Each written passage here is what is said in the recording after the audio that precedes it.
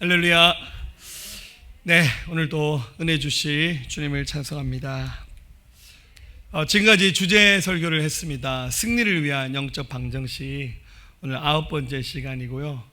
여러분들 이제 슬슬 지겨우신 것 같아서 오늘 이제 마지막 시간입니다. 네, 이렇게 한 주제를 반복하는 이유는 같은 주제를 다양한 본문을 통해서 좀 다양한 각도로 보게 되면 이 주제의 말씀에 대한 더 깊은 이해가 생기기 때문에 성경 한 권을 정해놓고 하는 강의 설교라 또 다른 매력이 주제 설교에 있는 것 같습니다. 오늘 제가 목회하면서 처음으로 주일날 계시록 14장 말씀을 여러분 함께 나누고자 합니다. 최근에 요한계시록 설교를 성경 공부를 했었는데 그때 은혜들을 좀 기억하면서 오늘 이 본문 말씀을 통해서 이 주제의 마지막 말씀을 함께 나누기를 원합니다. 우리가 반드시 승리의 삶을 살아내야 되는 또 다른 이유가 하나 있습니다. 바로 오늘 말씀의 제목입니다. 우리가 마지막 시대를 살고 있는 마지막 주자이기 때문입니다. 여러분 저렇게 이어 달리기 해보신 적이 있죠? 조심하셔 하다가 잘 넘어지더라고요. 마지막 그 주자가 제일 중요합니다. 열심히 뛰어가면서 그 마지막 엔딩을 잘 맞춰줘야 앞서 달렸던 사람들의 수고가 헛되지 않을 겁니다. 우리가 사는 시대는 마지막 시대에 접어들었는데 이것은 성경학자들만 마지막 시대라고 말하지 않고 과학자들도 그렇게 말합니다. 지구의 신체의 나이가 이미 마지막을 향해서 가고 있다고 말합니다. 1994년 1월에 미국 시카고 대학교에서 발행하는 그 과학 잡지의 그 표지에 지구의 신체의 나이를 기록한 그 시계 그림을 그려서 발행된 적이 있었는데 지구의 나이가 몇 살이냐면 23시 55분, 즉 자정 5분 전이라고. 성경학자가 이런 그림을 그린 것이 아니라 과학자가 지구 종말 5분 전에 우리는 서 있습니다라는 의미로 이런 내용을 가지고 글을 실었습니다. 우리 마지막 시대라는 말은 시작이기 때문에 마지막이란 말입니다. 창세기 앞부분은 세상이 창조된 이야기가 나오고, 그리고 요한계시록 마지막 두 장 21장과 22장은 세상의 마지막에 대한 기록으로 세상의 모든 역사가 끝이 납니다. 그래서 우리가 알고 있는 이 하늘과 땅 모든 것은 다 사라지고 하나님이 새롭게 만드신 새 하늘과 새 땅이 이 땅 가운데 내려오고 또 거기에 새 예루살렘이 만들어져서 우리는 그곳에 들어가서 우리 주님과 함께 영원한 안식을 누리면서 살게 될 것입니다. 그래서 우리 주님이 당신을 표현할 때 나는 알파와 오메가다.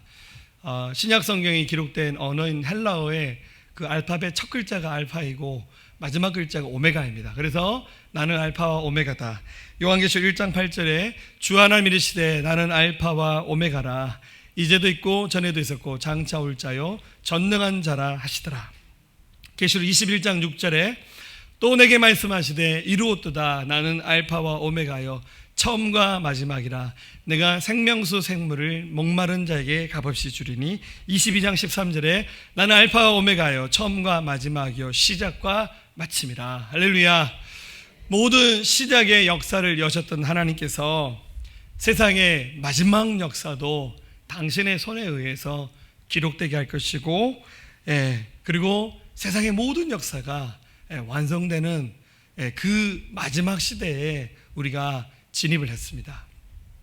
그리고 어쩌면 우리가 그 마지막 시대에 마지막 주자로 서 있을 수도 있습니다.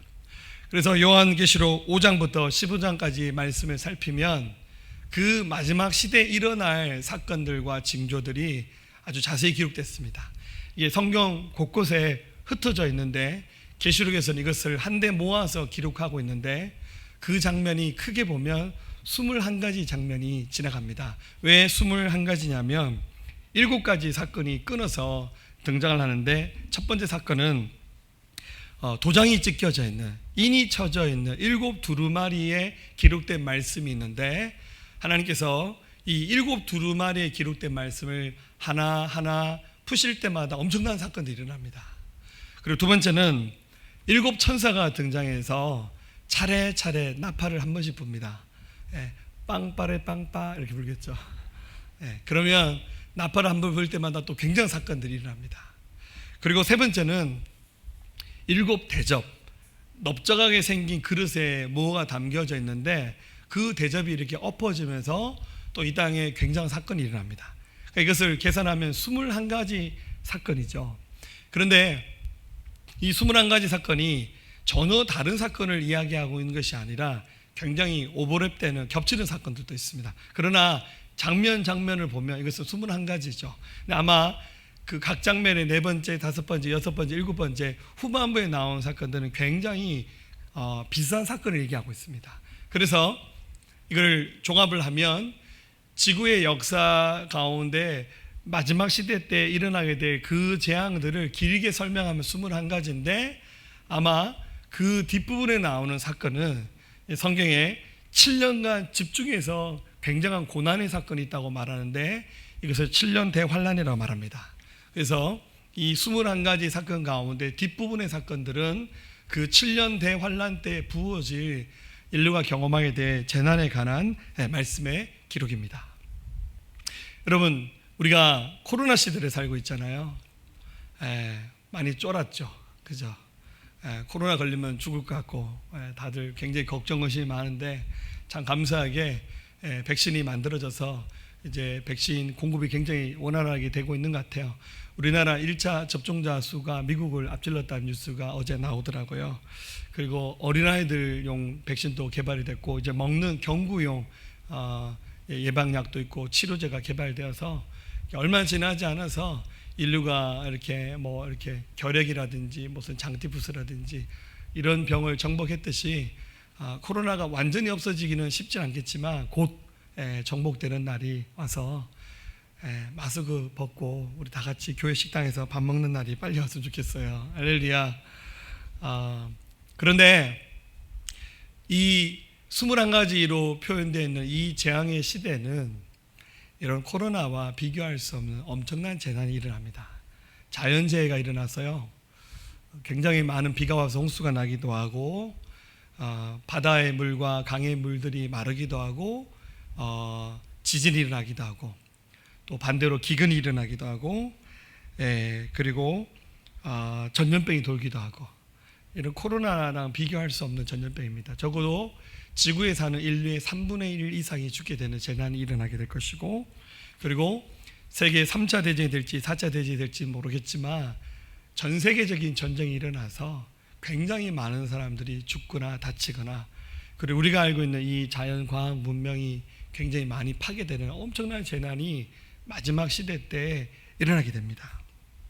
우리가 지금까지 승리의 삶을 이야기했는데 그래도 우리가 지금 당하고 있는 고난과 어려움은 이 지구가 만들어낸 시스템이 붕괴되지 않은 상태에서 경험하는 고난들입니다. 이런 거죠. 옆에 사람은 45병 집에 사는데 나는 30병 집에 살아서 이 고난이라고 생각하는 거예요. 할렐루야. 우리의 이 고난은 굉장히 상대적인 고난이고 빈곤감이죠.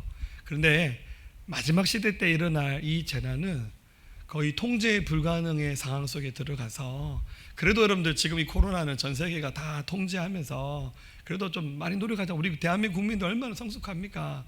마스크 쓰라면 진짜 잘 쓰잖아요. 그리고 4명 이상 모이지 마세요 하면 알아서 적당하게, 그죠? 법을 지켜가면서 굉장히 노력들 많이 하잖아요. 그런데 이 마지막 시대 때 우리가 경험하게 될 환난은 상상을 초월한 일들입니다. 그래서 이 마지막 시대의 승리의 삶을 위해서 우리가 반드시 믿음으로 깨어서 승리의 삶을 준비해야 우리가 이길 수 있습니다. 할렐루야. 오늘 계시록 3장 21절에는 말합니다. 이기는 그에게는 내가 내 보좌에 함께 앉게 하여 주기를, 내가 이기고 아버지 보좌에 함께 앉은 것과 같이 하라. 예수님이 승리하셔서 그 하나님 보좌에 앉아 계시듯이 승리하는 믿음의 사람들은 하나님 나라에서 우리 주님과 어깨를 나란히 하면서 하나님 나라에서 종으로 사는 것이 아니라 하나님 나라에서 우리도 왕처럼 굉장한 축복의 모든 권세와 능력들을 다 누리면서 우리는 살아가게 될 것입니다. 할렐루야. 그래서 이 말씀을 나누면서 승리의 모든 근거는 바로 믿음이다라고 그렇게 말을 했습니다. 요한일서 5장 4절에 무릇 하나님께로부터 난 자들은 세상을 이기느니라. 세상을 이기는 승리는 이것이니 우리의 믿음이니라. 할렐루야. 그래서 이 마지막 시대에 들어갔을 때 지금 사는 시대와 비교할 수 없는 엄청난 재난이 다가와도 결국 믿음을 가진 자들은 반드시 이긴다는 사실을 기억하시기를 주의 이름으로 축복합니다. 자, 그렇다면 이 마지막 시대 때 우리가 당하게 될 시험거리가 뭐가 있을까요? 자, 성경은 구석구석에 이 말씀들을 기록하고 있는데 이 말씀들을 좀 퍼즐처럼 다 연결하고 같이 이 말씀을 엮어야 이 시대 때 일어날 시험이 뭔지를 우리가 확인할 수 있습니다. 우리 주일날 설교 시간에 이 말씀들을 다 나눌 수는 없겠지만 계시록 13장 말씀에 보면 짐승이 주는 시험에 관한 말씀이 나오는데 이 얘기만 한번 중심적으로 해보겠습니다. 자, 여기서 말하는 짐승은 헬라 말로 테리온이라는 단어로 기록됐는데요. 이 말은 사람이 아닌 동물들을 주로 지칭할 때 사용했던 단어입니다. 근데 이 성경 기록했던 사도 요한이 마지막 시대 때 등장하는 가짜 예수님, 우리 가짜 예수님을 적그리스도라 말합니다. 이 적그리스도를 짐승이다라고 이렇게 표현했어요. 그러니까 아마 요한이 좋은 말 하고 싶었지는 않았던 것 같아요. 우리 사람들도 비하할 때 그런 말 하잖아요. 너는 짐승 같다고 이렇게 말하잖아요. 그런 말 쓰시면 안 됩니다. 할렐루야. 그러니까 요한이 적그리스도에 대해서 표현할 때 너무 화가 나고 좋게 쓰고 싶은 마음이 없었던 것 같아요. 그래서 이 적그리스도를 짐승이다라고 이렇게 표현합니다. 여러분, 적그리스도가 누구냐면 그의 모습은 사람입니다. 그리고 그 속에는 사단의 본체인 루시퍼가 그를 장악하는 겁니다. 그래서 루시퍼, 이 사단이 자기가 쓰기에 가장 딱 맞는 인생을 선택하는 겁니다. 그래서 원래 인간의 의식 세계는 다 온데간데 없어지고 사단이 완전히 장악하는 어떤 사람의 존재가 있습니다. 그래서 실제 우리 눈에 보이는 적그리스도는 사람이죠. 그래서 우리가 마지막 시대에 진입을 했다고 치면 적그리스도로 쓰임받을 인생이 어쩌면 우리 시대의 저 지구 반대편 어딘가에 태어났을 수도 있어요. 제가 재밌게 표현하는데 지금 좀 어디 유치원 다니고 있을지도 몰라요. 그런데 어느 순간 되면 사단이 그 사람을 완전히 장악해서 그를 사단의 도구로 사용하는 겁니다. 그런데 이 계시록 13장은 이 적그리스도에 대해서 두 가지 짐승이라고 표현했는데 첫 번째는 바다에서 올라오는 짐승, 두 번째는 땅에서 올라오는 짐승이다 이렇게 표현합니다. 그러니까 적그리스도가 두 명이란 말이 아닙니다. 적그리스도는 하나입니다. 그런데 그 적그리스도의 기능적인 면에서 하나는 바다에서 올라오는 짐승이고 하나는 땅에서 올라오는 짐승 이렇게 표현을 한 거예요. 그런데 이것을 옛날 사람들도 굉장히 많이 궁금했던 것 같아요. 그래서 성경 66권 정경이 아닌 외경에 에스드라 이서라는 책이 있는데 거기에서 많은 성경학자들과 많은 사람들이 궁금해서 이 바다에서 올라오는 짐승을 리워야단이라 부릅니다. 이거는 우리말로 옮기면 악어를 말하는 거고요. 그리고 땅에서 올라오는 짐승을 하마로 번역을 합니다. 그러니까 세상에서 제일 못생긴 짐승들을 다 뽑은 거예요. 악어와 하마. 잘생기진 않았잖아요. 그래서 이 바다에서 올라오는 짐승과 땅에서 올라오는 이 두 짐승을 옛날 사람들은 그렇게 추측을 한 거예요. 근데 실제로 이렇게 생기지는 않았어요. 그러면 이 두 짐승이 나타날 쯤에 전 세계가 어떻게 바뀌고 또 이 짐승은 어떤 역할을 하냐. 여러분, 지금은 전 세계 모든 나라가 독립된 모양으로 돼 있죠. 우리나라 대통령 따로 있고 일본, 중국, 미국, 러시아 각 나라의 지도자들이 따로 있고 법이 있고 각 나라의 시스템이 있습니다. 근데 여러분들, 세상 마지막으로 가면 갈수록 전 세계에는 통합되게 돼 있습니다. 화폐도 통일되고 법도 통일되고 모든 시스템이 하나로 갑니다. 왜냐하면 전 세계 따로따로 오니까 너무 불편하잖아요. 그래서 전 세계가 하나 되는 세계 정부가 곧 탄생합니다.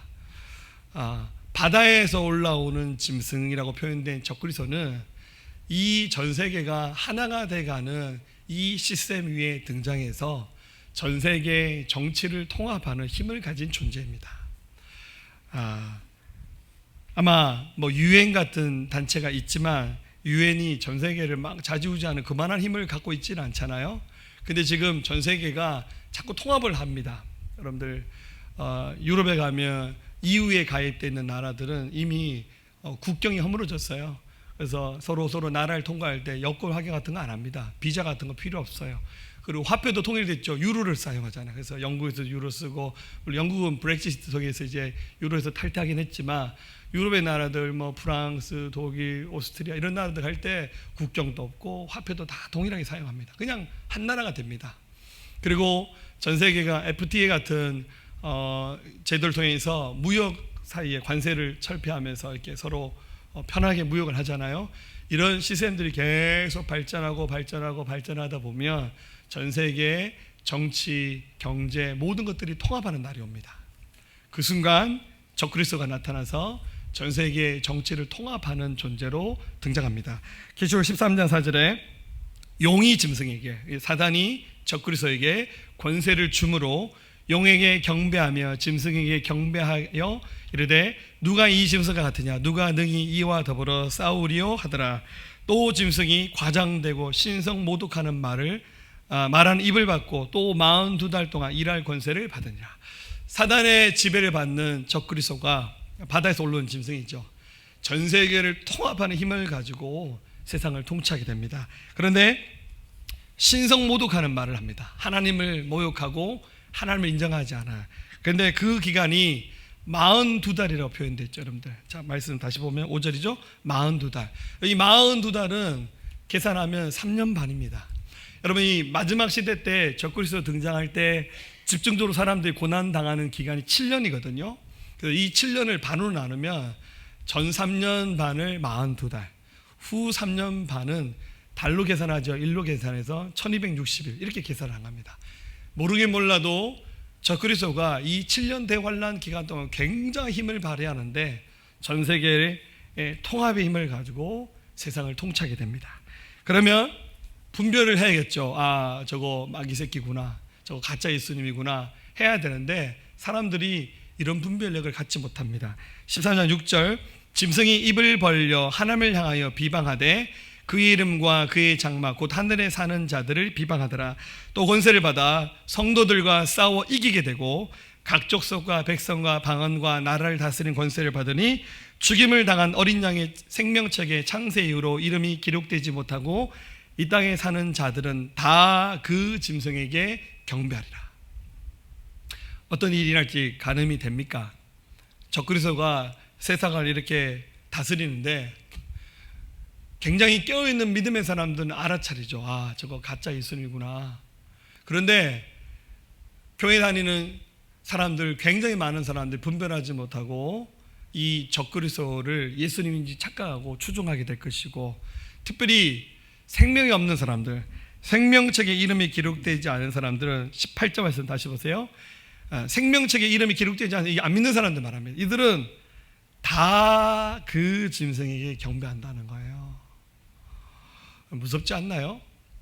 여러분들, 세상이 굉장히 묘하게 바뀌고 있는데요, 옛날에는 선을 권장하고 악을 멸하는 것이 그게 동서고금 인류의 보편적인 정서잖아요. 권선징악 뭐 이런 말 있잖아요. 나라의 대통령을 세워도 도덕적으로도 훌륭하고 능력도 있고 뭐 성품도 좋고 이런 분을 지도자로 세우는데, 우리나라 대통령 선거 이제 내년인데 제가 보니까 여든 야든 저는 여야 아닙니다. 할렐루야. 오해하지 마시고. 좀 마음에 드는 사람 하나도 없어요. 이제는 도덕적인 기준이 지도자 세우는 기준이 아닌 시대가 돼버렸어요. 굉장히 무섭습니다.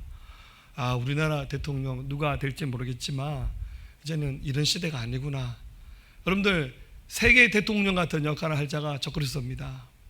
그는 절대 도덕적인 인물 아닙니다. 굉장히 포악한 존재입니다. 그런데 사람들이 다 따라가서 그를 경배한다는 거예요. 그런데 여기서 끝나지 않아요. 이 적그리스도를 두 번째 표현할 때는 땅에서 올라오는 짐승 하마라고 표현했는데 1260일 동안 사람들을 통치하는 이는 세계 모든 종교를 통합하는 종교의 화신입니다. 지금은 여러분들 그래도 뭐 이슬람, 불교, 힌두교, 뭐 기독교, 천주교 뭐 이렇게 다 공존하면서 서로의 종교에 대해서 차이를 인정하면서 좀 각자 다른 길을 가잖아요. 그런데 여러분들 종교 통합 운동이 일어나고 있습니다. 에큐메니칼 운동이 일어나고 있는데요. 제일 이 종교 통합 운동에서 말 안 듣는 단체가 기독교입니다. 우리는 종교를 통합할 수 없어요. 어떻게 불교랑 이슬람이랑 기독교가 하나가 될 수 있습니까? 우리는 절대 하나가 된다는 것은 굉장히 좋은 슬로건이지만 우리의 신앙을 짬뽕으로 만들 수는 없어요. 통합할 수는 없습니다. 그런데 적그리스도가 등장하면서 전 세계 모든 종교를 통합하는 힘을 가진 존재입니다. 11절에 내가 보매 또 다른 짐승이 땅에서 올라오니 어린 양같이 두 뿔 있고 용처럼 말을 하더라. 무슨 말입니까? 모양은 예수님과 흡사합니다. 적그리스도의 겉모습은 완전 예수님이에요. 근데 그 속에서는 용이 말한다는 말은 사탄이 말을 한다는 거예요. 저희는 이 마지막 시대에 이 짐승의 시험을 받게 될 때 이것을 분별할 수 있어야 돼요.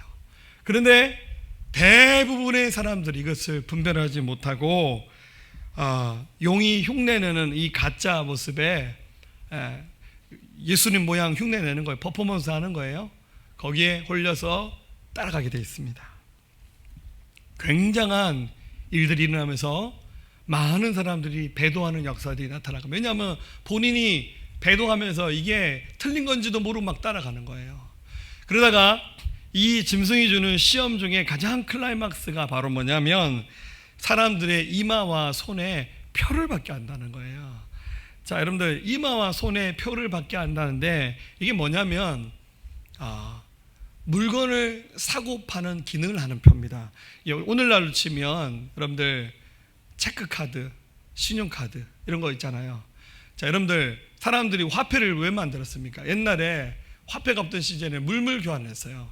소를 키우는 사람이 돼지고기가 먹고 싶으면 돼지 키우는 사람한테 가서 야, 소나 돼지나 한 마리 바꾸자. 계산을 하는 거예요. 소 한 마리에 돼지 두 마리. 이렇게 물물 교환하다 보니까 이게 좀 계산이 어렵고 복잡하잖아요. 그러니까 사람들이 화폐를 만들었어요. 얼마나 좋아요. 우리 옛날 조선시대에 엽전 만들어서 교환하다가 이게 이제 화폐가 된 거죠. 그러다가 화폐가 불편하잖아요. 이게 막 들고 다녀야 되고, 요즘은 화폐가 종이긴 하지만 옛날에는 쇳덩어리를 만들었으니까 얼마나 불편해요. 우리 주머니에 동전 있으면 어떡하든 저는 어떡합니까? 저는 저금통에 넣어요. 주머니에 동전 있으면 이게 뭐 핸드폰 기스 나고 열쇠랑 부딪히니까 별로 안 좋더라고요. 어떡하든지 동전 있을 때마다 저금통에 저는 넣습니다. 여러분, 지갑에 현찰 많이 넣어 다닙니까? 현찰 한 100만 원씩 넣어 다니나요? 할렐루야. 없죠. 원래 없죠. 가능하면 주머니 속에 현찰도 많이 안 넣어 다니고, 요즘에는 웬만해서는 체크카드, 신용카드를 씁니다. 얼마나 편리합니까? 가서 1,000원짜리 음료수 하나 사 먹으면서도요, 가서 딱 주면 이걸로 계산해 주세요. 근데 굉장히 당당한 시대가 되었어요. 이제 너무 자연스러워요. 이제는 어디 가게 주인들도 1,000원짜리 물건 사면서도 체크카드 줘도요, 수수료 나가잖아. 그래도 아무 말 안 하고 그냥 해줘요. 이게 그냥 일상의 삶이 되었습니다. 그런데 적그리스도는 이 시스템을 사용하는 겁니다. 자, 뭐라 말씀하냐면 13장 16절이죠. 자, 그가 모든 자, 곧 작은 자나 큰 자나 부자나 가난한 자나 자유인이나 종들에게 그 오른손에나 이마에 표를 받게 하고, 누구든지 이 표를 가진 자 외에는 매매를 못하게 하니 이 표는 곧 짐승의 이름이나 그 이름의 수라. 지혜가 여기 있으니 총명한 자는 그 짐승의 수를 세어보라. 그것은 사람의 수니 그의 수는 666이니라. 자, 이제 666은 별로 중요한 거 아닙니다. 이 1세기에 계시록이 기록될 당시에 핍박이 있었기 때문에 성경을 기록한 자들이 적그리스도의 이름을 밝힐 때 조심스러웠어요. 그래서 여러분, 헬라어든 히브리어든 그 알파벳에는 숫자가 붙여져 있어요. 첫 글자는 1, 두 번째 글자는 2, 세 번째 글자는 3 이렇게 나가다 보니까, 그래서 숫자를 조합을 하면 이게 어느 알파벳으로 썼는지를 감출 수 있었어요. 그래서 적그리스도 이름을 감춘 거죠. 그래서 또 이제 또 오버하면서 해석하는 분들이 옛날 네로가 666이었다, 히틀러가 666이었다. 하여튼 풀면 또 기가 막히게 또 맞아요. 근데 이제 결과적으로 네로나 히틀러 같은 사람이 666은 아니었어요. 네, 우리 마지막 시대에 등장할 적그리스도의 이름도 풀면 666이 튀어나오겠죠. 중요한 것은 이 적그리스도는 정치, 경제, 종교, 세상의 모든 것을 아우르는 권세를 가진 사람입니다. 현대 문명이 발전할수록 이 모든 시스템이 자동화되고 전산화되잖아요. 그래서 이 표를 손과 이마에 받게 한다는 말은 이런 카드를 들고 다닌다는 개념이 아니라 어떤 방식인지 정확히는 모르겠어요. 문신을 하는 건지, 어떤 분은 뭐 베리칩이라 말하는데 그게 정확히 그건지는 몰라요. 어쨌거나 사람의 몸 안에 이런 것들을 삽입하거나 붙여서 들고 다니지 않아도 가능한 시스템을 만드는 거죠. 자, 편리하겠죠? 편리하죠? 근데 여러분들, 이런 시스템을 누군가 사용하면 굉장한 일이 나는 겁니다. 여러분, 아직까지 우리나라 신분증을 전자화하지 않아요. 여러분들, 신용카드 만드듯이 우리나라 주민등록증 그렇게 할 수 있잖아요. 근데 여러분들, 저는 그거 반대입니다. 왜냐하면 그런 시스템을 누군가 악용하면 대한민국 모든 사람들의 정보는 다 털리는 겁니다. 이미 이렇게 인터넷 웹사이트들이 이렇게 해킹당해서 저기 중국에 우리 자료가 다 팔려갔다 그러더라고요. 여러분들, 자료가 이미 중국에 주민등록증 번호 다 팔려갔는지 몰라요. 패스 같은 앱에는 우리나라 운전면허증을 담는 기능도 있습니다. 저는 개인적으로 반대입니다. 왜냐하면 결국 이런 시스템을 사단이 이용할 수밖에 없어요. 자, 그러면 지금 이제 우리나라 정부나 세상에서 그렇게 하지는 않아요. 근데 마지막 시대의 적그리스도가 현대 문명을 이용해서 세계를 통치하는 겁니다. 그럼 어떻게 되겠습니까? 받으면 안 되죠. 이 시스템을 거부해야 됩니다. 그럼 어떻게 되겠습니까? 우리는 지구에서 완전 왕따 되는 거예요. 저 예수쟁이들 별나다, 별나. 얼마나 편리한데 왜 그걸 안 받냐고 이렇게 우리를 손가락질할 겁니다. 자, 여러분들, 통장에 들어있는 돈은 다 무용지물입니다. 마트에 가서 물 한 잔 못 사요? 이 시스템에 여러분들에서 벗어나게 되면. 그러면 사단이 우리를 굉장히 제약하게 될 것이고 우리 삶이 굉장히 불편해질 수밖에 없어요. 적그리스도는 이런 시험을 통해서 전 세계를 통치하게 됩니다. 자, 그러면 이런 유혹을 받게 된 자들이 어떻게 되냐면 결국 심판을 받습니다.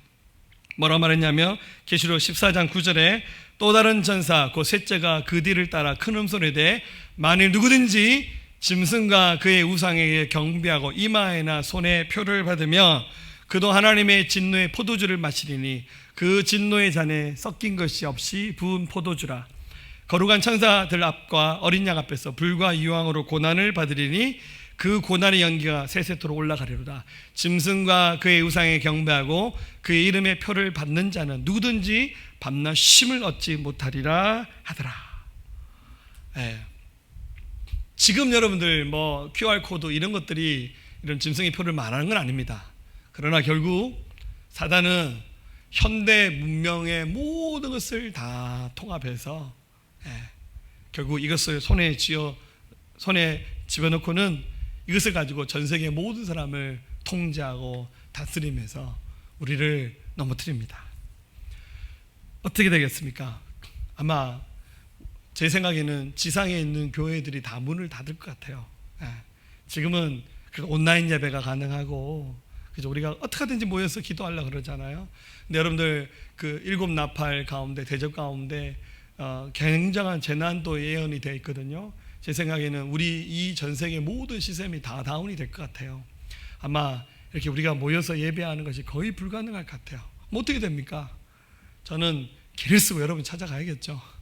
여러분들 집에 찾아가서 집에서 예배 드리고 진짜 안 되면 정말 산에 들어가서 은둔생활 해야 될지도 몰라요. 거기서 농사 짓고 살아야 될지 모르겠습니다만은 굉장한 일이 일어나겠죠. 그랬더니 성경 공부장이 이 얘기를 했더니 어떤 집사님이 자기는 첫 번째 나팔 불 때 순교할 거라고 그냥 바로 주님 날아가서 나머지 재앙 안 보겠다고. 근데 우리 마음대로 못해요. 아무나 순교하는 거 아니죠. 끝까지 살아남는 자는 어떻게 됩니까? 그 남은 자를 일으켜 세우고 주님이 오실 그날을 예비하면서 그 길을 이끌어가야 될 사명, 우리 그거 감당해야 돼요.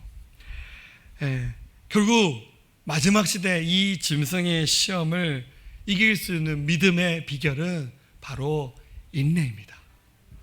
버티고 견디고 참으면서 인내해야 됩니다. 14장 12절에 성도들의 인내가 여기 있나니 13장 10절 사로잡힐 자는 사로잡혀 갈 것이요 칼에 죽을 자는 마땅히 칼에 죽을 것이니 성도들의 인내와 믿음이 여기 있느라. 결국 마지막 승리하는 믿음의 근거는 얼마나 오래 참으면서 버틸 수 있느냐, 거기에 모든 승리의 비결이 담겨져 있는 겁니다. 할렐루야. 자, 인내의 믿음, 곧 우리의 믿음이 되어야 됩니다. 할렐루야. 자, 옆에 분에게 한번 우리 덕담하겠습니다. 끝까지 견디고 이깁시다. 여러분들 666 표 받으려면 따라가면 큰일 납니다. 자, 다시 한번 합니다. 아프지도 말고 죽지도 맙시다. 할렐루야. 성경 말합니다. 성도들의 인내가 여기 있나니 그들은 하나님의 계명과 예수에 대한 믿음을 지킨 자리라. 자, 그래서 마지막으로 우리가 간직해야 될 믿음은 참으면서 그 고통을 견딜 수 있는 믿음을 가져야 됩니다. 자, 이 12절 말씀 보면 첫 번째로 인내하는, 하나님의 계명을 지키는 자로서 우리는 승리의 길을 가야 됩니다. 여러분, 지금 우리가 선택적으로 하나님의 말씀을 받을 것인가 말 것인가 할 수 있잖아. 우리가 내가 하기 싫어서 안 하는 거지 얼마든지 하나님의 말씀 우리가 받을 수 있잖아요. 그러나 여러분들, 마지막 시대가 되면 하나님의 말씀 우리 스스로 선택할 수 없는 큰 고난 가운데 들어가게 됩니다. 정말 어디 도망가야 될지 또 모르는 그런 큰 위협이 우리 삶 가운데 다가올지도 몰라요. 여러분, 그 속에서 하나님의 말씀을 억지라도 집어삼키듯이 하나님의 말씀 먹어야 돼요. 예전에 극동방송에 그런 방송 들은 적이 있어요. 여러분, 극동방송 일부러 AM 방송을 끝까지 쏘잖아요. FM이 더 깨끗하긴 하지만 AM 방송은 멀리까지 가거든요. 그래서 저기 중국에 있는 우리 동포들도 우리 AM 방송 듣고 북한에서도 우리 극동방송을 들으면서 말씀을 듣는데, 예전에 그런 얘기 들었어요. 북한에 있는 지하교회 성도들 성경을 못 갖고 있잖아요. 우리 극동방송 요즘에도 하는지 모르겠지만 아침에 이른 방송 시간에는 매일 성경 읽어주는 방송들이 많이 있거든요. 그러면 거기서 방송 나올 때 볼펜 들고 성경을 받아 쓴대요. 그렇게 해서 창세기부터 계시록까지 한 권을 다 쓰는 거예요. 왜냐하면 성경이 없으니까. 또 심지어 이 성경을 보관하기가 참 어려우니까 이 성경을 받아 썼잖아요. 이렇게 창세기 말씀 1장을 적었잖아요. 다 외운대요. 그 방법밖에 없으니까. 나중에 외우고는 저는 그런 방송 들어 이것을 이렇게 해서 집어삼켜서 먹었다고. 하나님의 말씀이 꿀송이보다 달다고 하니까. 그렇게라도 하나님의 말씀을 먹는 거예요. 사랑하는 여러분들, 하나님 말씀을 먹고 마시고 지킬 때 우리 안에 영적으로 힘이 생겨납니다. 이 시험을 이길 수 있는 능력이 그 안에서 생겨나는 거예요. 반대로 하나님 말씀을 먹지 않게 되면 굉장히 개념을 상실하게 되고요, 굉장히 신앙이 무기력해집니다. 누가복음 21장 34절 이렇게 말합니다. 너희는 스스로 조심하라. 그렇지 않으면 방탕함과 술 취함과 생활의 염려로 마음이 둔화해지고 뜻밖의 그날이 덕과 같이 너에게 임하리라. 하나님 말씀이 없는 사람들은 굉장히 방탕하게 술 취하고 생활의 염려로 마음이 어두워진다고 말씀하고 있습니다. 여러분들, 하나님의 말씀을 지키는 믿음을 가지시기를 주의 이름으로 축복합니다. 두 번째로, 인내하는 믿음으로 예수님에 대한 믿음을 지켜야 돼요.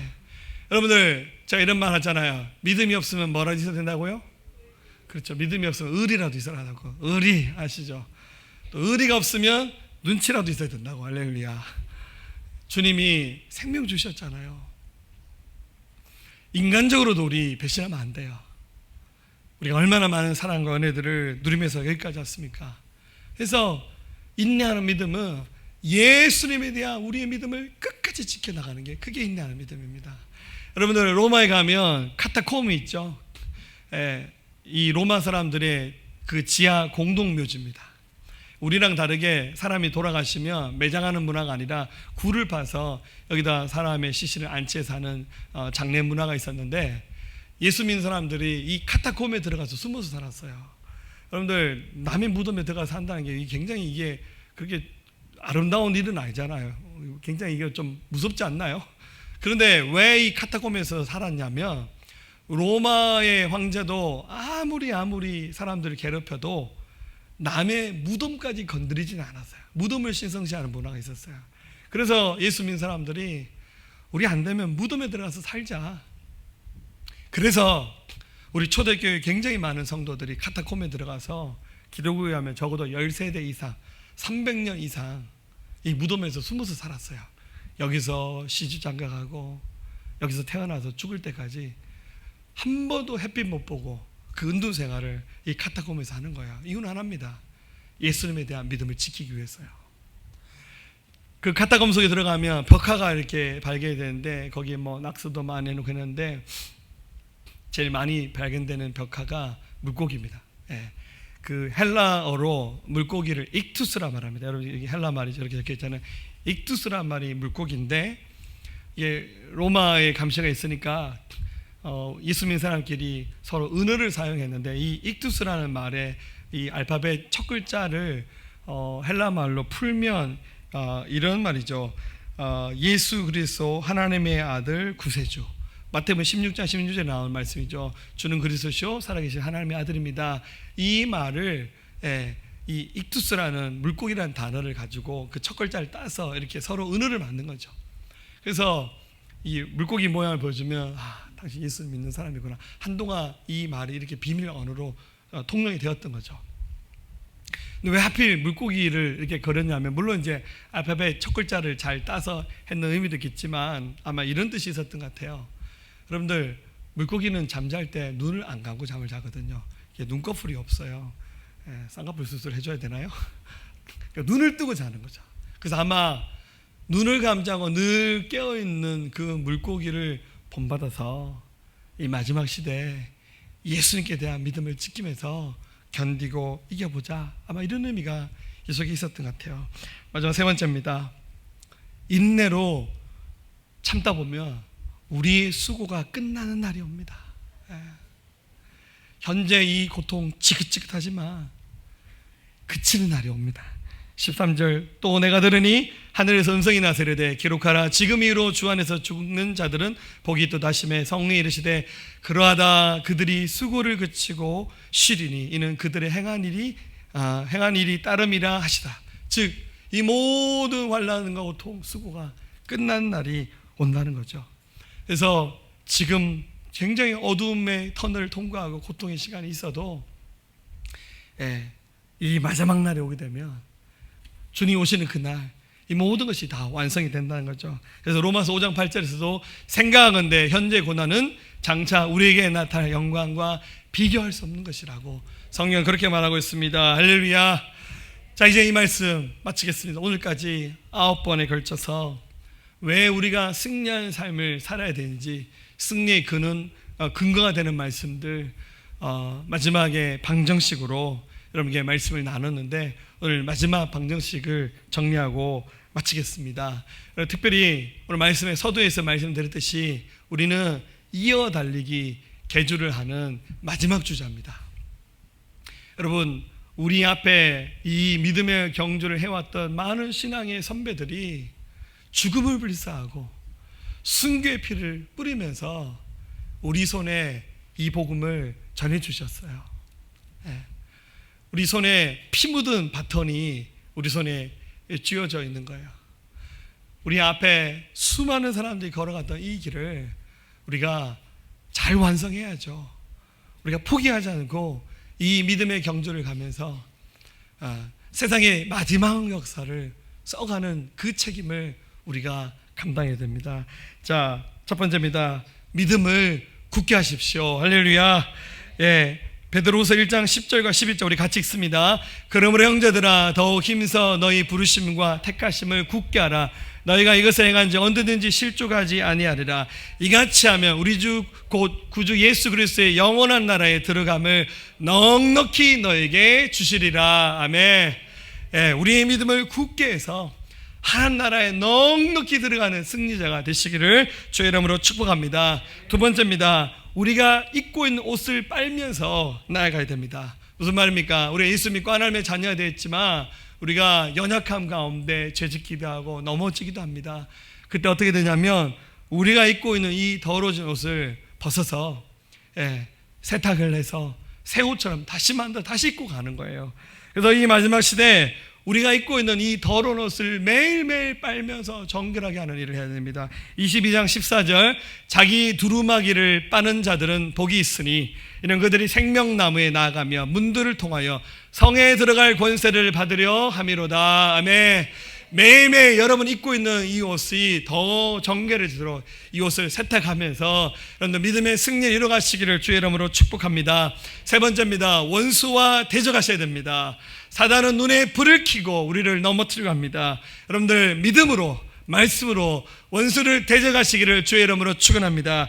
베드로전서 5장 8절 9절 있습니다. 근신하라 깨어라 너희 대적 마귀가 우는 사자같이 두루다니며 삼킬 자를 찾나니 너희는 믿음을 굳건하게 하여 그를 대적하라. 이는 세상에 있는 너희 형제들도 동일한 고난을 당하는 줄을 알미라. 아멘. 믿음을 굳건하게 하면서 마귀를 대적하라고 말씀하셨습니다. 마지막입니다. 성령님과 동행하십시오. 주님 절대 우리 곁을 떠나지 않으시면서 우리를 지키십니다. 이사야 43장 2절입니다. 같이 읽습니다. 내가 물 가운데 지날 때 내가 너와 함께 할 것이라. 강을 건널 때 물이 너를 침몰하지 못할 것이며 내가 불 가운데 지날 때도 타지도 아니할 것이요 불꽃이 너를 사르지도 못하리니. 아멘. 사랑하는 여러분들, 우리 마지막 시대를 살아가면서 이겨내야 됩니다. 여러분, 현재 우리가 당하는 고난 아무것도 아닙니다. 우리 이 마지막 시대에 깨어있는 하나님의 사람들이 되어서 교회가 중심을 잡고 여러분이 중심을 잡으면서 하나님의 말씀 외 진리의 무장에서 담대하게 거침없이 저희 나라의 복음을 증거하면서 이 마지막 시대의 마지막 주자로서의 사명 감당하면서 우리 주님께 안겼을 때 주께서 우리의 수고와 모든 여러분의 그 괴로움을 아시고 눈에서 눈물을 닦아주시면서 주께서 우리 등을 두드려 주시면서 잘하였도다 착하고 충성된 종아 하고 주께서 칭찬해 주시는 그날이 올 겁니다. 그 순간까지 이 믿음의 행진을 멈추지 않고 다 승리하시기를 진실로 주님의 이름으로 축원합니다. 우리 예수님의 피가 날마다 우리에게 승리를 가져다 줄 것입니다. 아멘. 우리 하나님 앞에 찬송하겠습니다.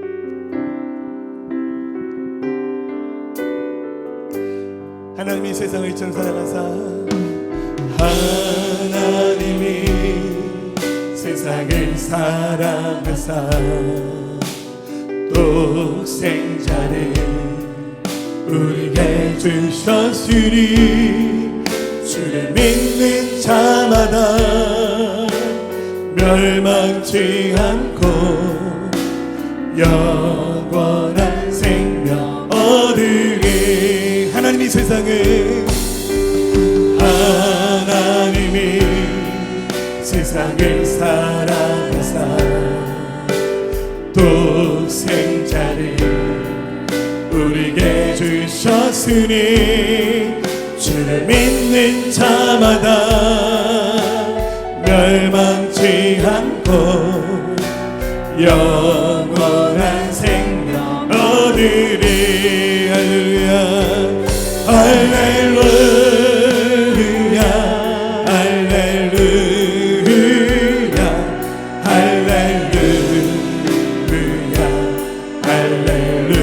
할렐루야 아멘 할렐루야 할렐루야 할렐루야 아멘 할렐루야 할렐루야 할렐루야